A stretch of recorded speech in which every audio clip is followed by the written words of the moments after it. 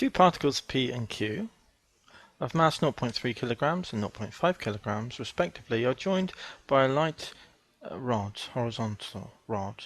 The system of the particles and the rod is at rest on a horizontal plane. At time t equals 0, a constant force F of magnitude 4 newtons is applied to Q in the direction of PQ, as shown in figure 3. The system moves under the action of this force until t equals 6 seconds. During the motion, the resistance to the motion of P has constant magnitude 1 newton, and the resistance to the motion of Q has constant magnitude 2 newtons. Find the acceleration of the particles as the system moves under the action of F, the speed of the particles at t equals 6, the tension in the rod as the system moves under the action of F. At t equals 6, F is removed from the system, and the system decelerates to rest. The resistances to motion are unchanged. Find the distance moved by P as the system decelerates, the thrust in the rod as the system decelerates. Okay, so there's two separate parts of this problem then. So we've got this first part drawn here, and then at t equals 6 the force F is removed. So we need the initial acceleration then. Well, as far as these resistant forces, the resistance at P, we were told, is 1 newton. So there's 1 there. And the resistance at Q to motion is going to be 2 newtons. As the force pulls this along, there'll be a tension in this rod of T. So let's label that T. So let's apply F equals ma then. So I'll do it in a thinner pen because of room constraints. F equals ma gives, let's see what we get. Okay, so 4 minus the tension T minus 2 is equal to 0.5 times the acceleration, which we'll label as A. That's equation 1. And we've also got T at P, T minus 1 is equal to 0.3A. This is 2. So this top one can be simplified to 4 minus 2 is 2 minus T is equal to 0.5A. So this is 1 again tidied up. So if we add 1 plus 2, add these two, we get 1, the t's cancel, 2 minus 1 is 1 is equal to 0.8a. So a is equal to 1 over 0.8, which is 5 over 4, which is 1.25. Type it in the calculator if you need to. ms minus 2. 1.25 is the acceleration. So we've done this part here. The speed at t equals 6, so I'm going to put that up here. Again, because of room constraints. The speed at t is 6 then. Well, we know the acceleration and we know the time, so v equals u plus at gives the final velocity then is equal to the initial velocity, which is 0 because they're starting from rest, plus a 1.25, which is 5 over 4, times the time, which is 6. 6 ones are 6, 6 quarters are 1.5, so that's 7.5 meters per second.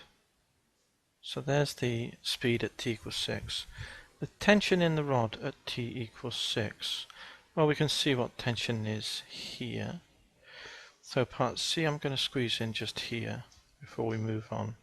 The tension in the rod by 2t is equal to, move the 1 over, 0.3a, and a is 1.25, or this is 5 over 4, isn't it?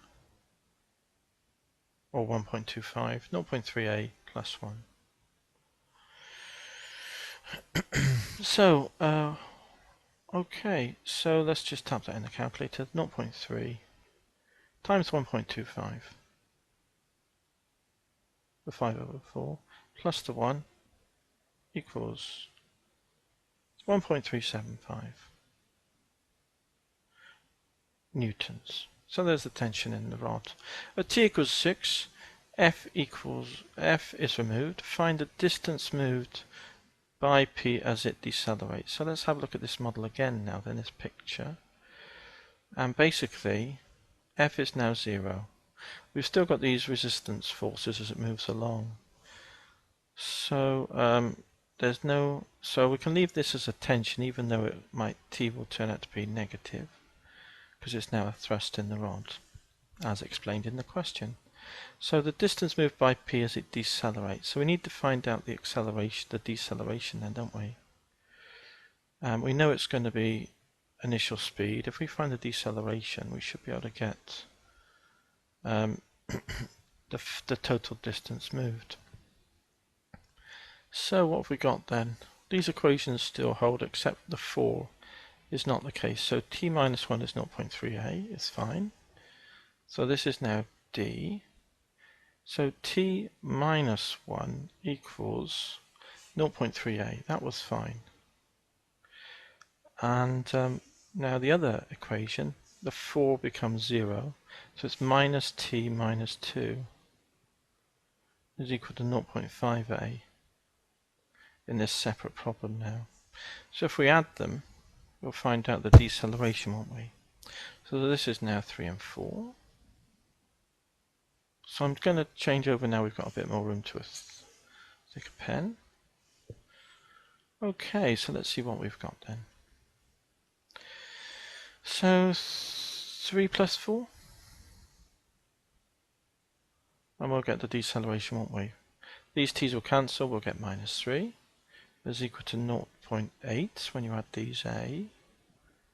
So a is equal to minus 3 over 0.8, which we can write as 8/10 and take the 0 up, can't we? So we can tap it in the calculator if you need to. That's 15 over 4. Minus 15 over 4 is the acceleration or the deceleration. Okay, so there's the deceleration then, meters per second.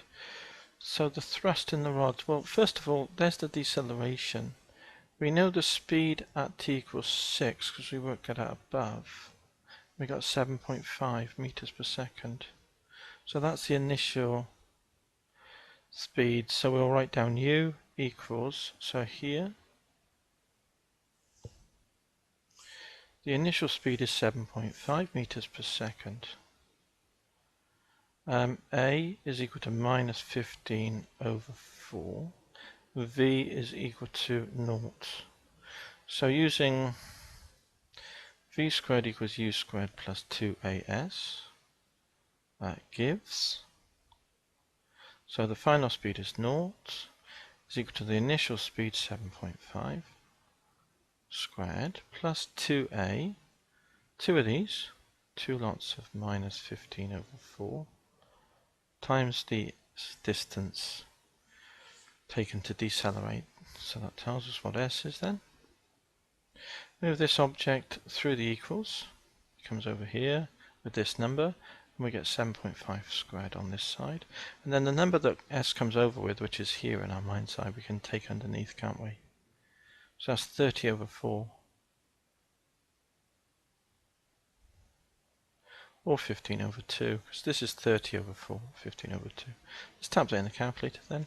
7.5 squared divided by, bracket, 30 over 4 or 15 over 2. Close bracket equals. And the answer is 57.5 meters. So there's the distance that it takes to decelerate then. The thrust in the rod, well, we can get that from here then. So E t is equal to 1 plus 0.3a, and a is minus 15 over 4. So let's tap that in. 1 plus 0.3 times bracket negative 15 divided by 4 we get minus 1/8. So that's the tension, which is negative, so it's a thrust, i.e. thrust is equal to 1/8 of a Newton.